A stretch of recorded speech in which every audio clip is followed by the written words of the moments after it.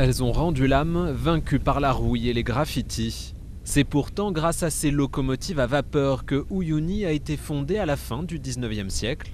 La ville est alors le premier centre ferroviaire de Bolivie, mais l'arrivée du moteur diesel sonne le glas des vieilles machines et le déclin d'Uyuni commence. L'activité ferroviaire était tellement intense à l'époque que les locomotives en mauvais état étaient tout simplement abandonnées dans ce lieu, surnommé depuis le cimetière des trains. Un cimetière aujourd'hui terrain de jeu pour les touristes étrangers, car c'est justement le tourisme qui, depuis 20 ans, a redonné vie à la région. Sans le tourisme, Uyuni serait une ville morte. Mais on a commencé à exploiter le patrimoine naturel dont Dieu nous a fait don.